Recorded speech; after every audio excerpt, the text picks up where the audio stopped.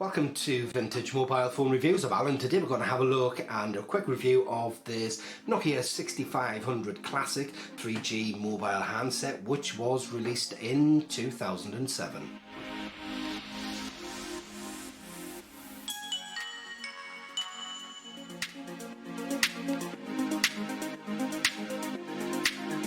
Coming in at 94 grams in weight, the Nokia 6500 Classic was 2G and 3G enabled, released in 2007 and had dimensions of 109.8 by 45 by 9.5 millimeters. The screen type had 16 million colours, the resolution was 240 by 320 pixels. There wasn't any memory card slot, however it did come internally with 1 gig of memory. The handset came equipped with a single 2 megapixel camera with a LED flash and was also video capable.